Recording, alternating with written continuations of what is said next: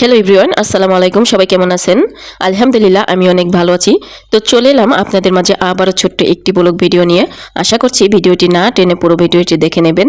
ভিডিওটি একটু হলেও আপনাদের উপকারে আসবে।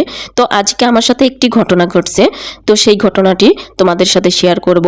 যদি পুরো ভিডিওটি দেখে নাও তাহলে অবশ্যই শুনতে পারবে যে আমার সাথে কি ঘটনা ঘটছে, আর এতে করে তোমরাও কিন্তু সতর্ক হতে পারবে। তো ঘরে যখন তেমন রান্নাবান্নার কোনো কিছু থাকে না, ডাল তো সব মানুষের ঘরেই থাকে, তো আমি অল্প কিছু ডাল রান্না করে নিলাম। তো ডালটা রান্না করা হয়ে গিয়েছে, এখন আমি আলুর চপ বানাবো। তো তার জন্য বেসনটা এখন রেডি করে নিচ্ছি। ভাজা পোড়া খেতে আমার তেমন একটা ভালো লাগে না, আর এখন তো রমজান মাস বলে কথা, যদি খেতে না মন চায় তবুও খেতে হয়। তো বেসনটা রেডি করা হয়ে গিয়েছে, এখন একটা কড়াইতে তেল দিয়ে তেলটা গরম করে নিয়েছি। এখন একটা একটা করে আলুর চপগুলোকে দিয়ে দিচ্ছি। ভাজা পোড়া আমার তেমন একটা ভালো না লাগলেও আমার মহারানীটা খুবই পছন্দ করে। তো আমার যত কষ্টই হোক না কেন, মহারানী যেটা পছন্দ করে সেটা আমি তাকে অবশ্যই বানিয়ে দেই। মহারানী আমার কাছে আরেকটা আবদার করে বসলো। সে বলল যে ঘরে যেহেতু মিষ্টি কুমড়া আছে, তাহলে আমাকে মিষ্টি কুমড়ার কুমড়োনি বানিয়ে দিতে হবে।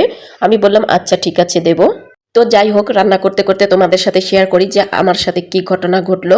আমি যেহেতু প্রত্যেকদিন লং ভিডিও আপলোড করি, তো সেইভাবে আমাকে ক্যামেরাটা করতে হয় রান্না বান্নার। গত 2 দিন ধরে আমি কোনো লং ভিডিও আপলোড করতে পারছি না।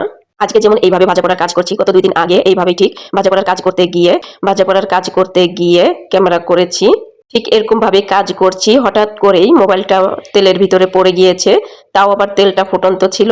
আসলে দুর্ঘটনা কখনো বলে কয়ে আসে না, এটা হঠাৎ করেই হয়ে যায়।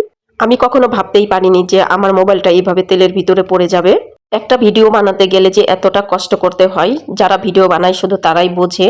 আমার মোবাইলটা হচ্ছে একদম কম দামি, আর ভিডিও বানাতে গেলে কোয়ালিটি তেমন একটা ভালো আসে না। তো যাই হোক, আমি চেষ্টা করি যথাসাধ্য কোয়ালিটি ভালো করার। তো আমার তো একটাই মোবাইল ছিল, সেটাও তেলের ভিতরে পড়ে নষ্ট হয়ে গিয়েছে। এখন ক্যামেরা করতে গেলে ভালো করেও করতে পারি না।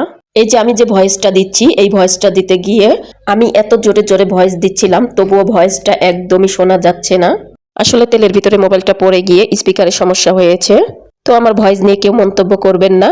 আপনারা যারা রান্নাবান্নার ভিডিও বানান তারা অবশ্যই সাবধানের সাথে ক্যামেরাটা করবেন। ভিডিওটি ভালো লাগলে লাইক কমেন্ট শেয়ার করে দিবেন, ফলো দিয়ে পাশেই থাকবেন।